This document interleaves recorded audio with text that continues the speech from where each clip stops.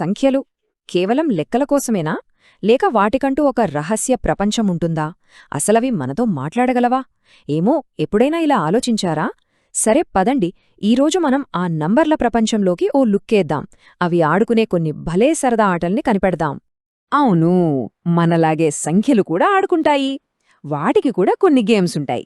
మనమిప్పుడు అవేంటో తెలుసుకోబోతున్నాం. ఎందుకంటే మ్యాథ్స్ అంటే కేవలం కూడికలు, తీసివేతలు కాదు. అదొక అద్భుతమైన సరదా ఆటల ప్రపంచం. సరే, మనం మొదటి గేమ్లోకి వెళ్ళిపోదాం. ఇదొక లాజిక్ పజిల్ లాంటిది. ఇక్కడ ఒక్కో నంబర్ మనకొక కథ చెబుతుంది. మరదేంటో చూద్దామా? ఈ బొమ్మలో చూడండి, కొంతమంది పిల్లలు ఒక లైన్లో నిలబడ్డారు కదా. వాళ్ల తలలపైన కొన్ని నంబర్లున్నాయి. 0, 2, 1, 1, 0, 2, 1, 0. ఈ నంబర్ల అర్థమేమై ఉంటుంది? దీని వెనక ఒక చిన్న సీక్రెట్ రూలుంది. ఏంటో గెస్ చేయగలరా? ఆ సీక్రెట్ రూల్ ఏంటో తెలుసా? చాలా సింపుల్.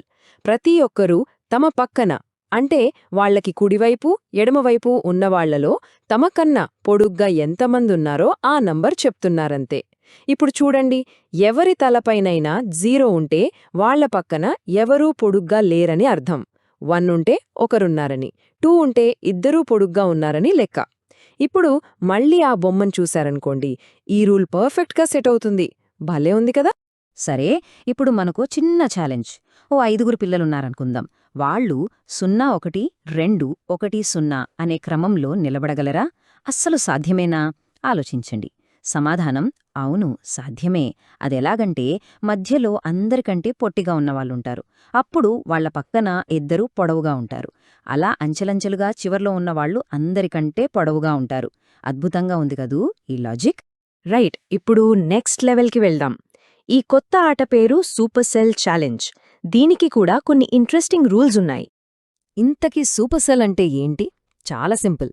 ఒక టేబుల్లో ఉన్న ఒక నంబర్ దాని చుట్టూ ఉన్న, అంటే పక్కన, పైన, కింద ఉన్న అన్ని నంబర్ల కన్నా పెద్దగా ఉంటే దానిని సూపర్ సెల్ అని పిలుస్తాం. ఈ టేబుల్ చూడండి, ఇక్కడ 626 ఒక సూపర్ సెల్. ఎందుకంటే అది దాని పక్కన ఉన్న 577, 345 కన్నా పెద్దది. అలాగే 198 కూడా సూపర్ సెల్లే.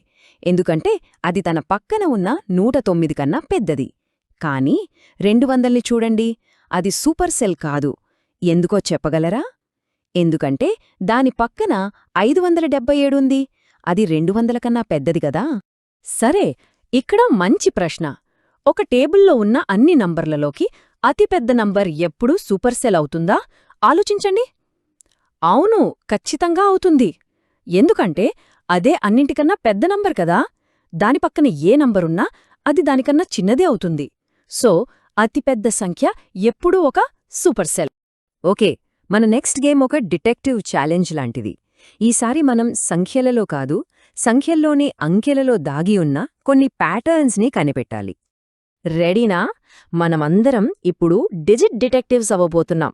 మన మిషన్ నంబర్లలో దాగి ఉన్న అంకెల రహస్యాలను ఛేదించడమే.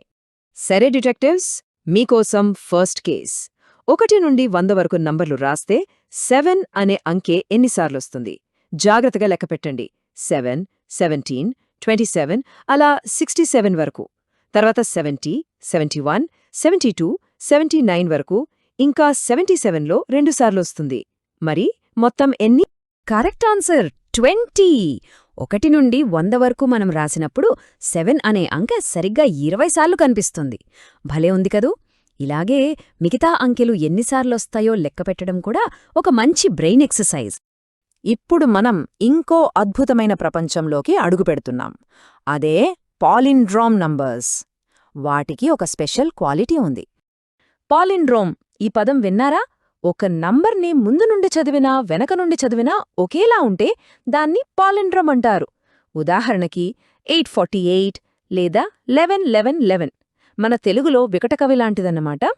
ఏ నంబర్నైనా పాలిండ్రోమ్గా మార్చడానికి ఒక సరదా ట్రిక్ ఉంది. దాన్ని రివర్స్ అండ్ యాడ్ మెథడ్ అంటారు. ఫర్ ఎగ్జాంపుల్, 48 అనే నంబర్ తీసుకుందాం. దాన్ని రివర్స్ చేస్తే 84 వస్తుంది. ఇప్పుడు ఈ రెండింటినీ యాడ్ చేయండి. 48 ప్లస్ 84. ఎంత? 132. ఇది పాలిండ్రోమ్ కాదు. సరే, పర్వాలేదు. ఇప్పుడు 132ని రివర్స్ చేయండి. అంటే 231. ఇప్పుడు 132ని 231ని యాడ్ చేస్తే 363 వస్తుంది. ఎస్, ఇది పాలిండ్రోమ్.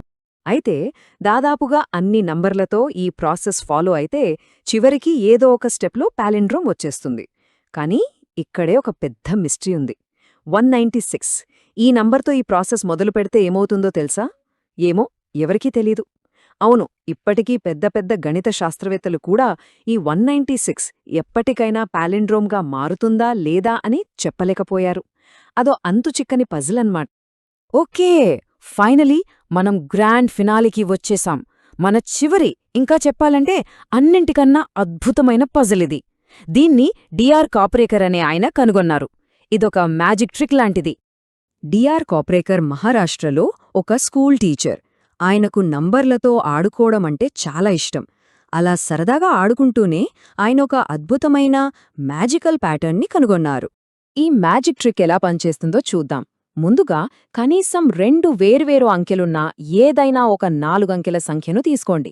ఉదాహరణకి 6382. ఇప్పుడు ఈ అంకెలతో ఏర్పడే అతిపెద్ద సంఖ్యేది 8632. మరి అతి చిన్న సంఖ్య 2368. రైట్? ఇప్పుడు పెద్ద నంబర్ నుండి చిన్న నంబర్ని తీసేయండి. 8632 మైనస్ 2368 మనకు 6264 వస్తుంది. ఇప్పుడు మనం ఇదే ప్రాసెస్ని మనకు వచ్చిన 6264తో రిపీట్ చేయాలి. చూడండి, 6264తో అదే ప్రాసెస్ రిపీట్ చేస్తే 6642 మైనస్ 2466 మనకు 4176 వస్తుంది. ఇప్పుడు 4176తో మళ్ళీ అదే చేస్తే 7641 మైనస్ 1467 మనకు 6174 వస్తుంది. ఇక్కడితో ఆగిపోండి, ఎందుకంటే అస్సలు మ్యాజిక్ ఇక్కడే ఉంది. అవును, ఆ మ్యాజిక్ నంబర్ 6174. ఈ నంబర్ను ఇప్పుడు ప్రపంచవ్యాప్తంగా కాప్రేకర్ కాన్స్టెంట్ అని పిలుస్తారు. ఇందులో ఉన్న అసలైన అద్భుతమేంటంటే, మీరు ఏ 4 అంకెల సంఖ్యతో ఈ ప్రాసెస్ మొదలుపెట్టినా సరే, ఒక కండిషన్: అన్ని అంకెలు ఒకటి కాకూడదు. కొన్ని స్టెప్స్ తర్వాత మీరు ఖచ్చితంగా 6174 అనే నంబర్ని చేరుకుంటారు. ప్రతిసారీ అదే నంబరొస్తుంది. ఇది నిజంగా మ్యాజిక్ కదా? చూశారుగా, ఈరోజు మనం సంఖ్యలు వాడే కొన్ని సరదా ఆటలు చూశాం. కాప్రేకర్ మ్యాజిక్ నంబర్ని కనుగొన్నాం. మరి సంఖ్యలు ఇలాంటివి ఇంకా ఎన్ని రహస్యాలని, ఎన్ని అద్భుతాలని తమలో దాచుకున్నాయో కదా! మనం వాటిని వెతికిపట్టుకోవడమే తరువాయి.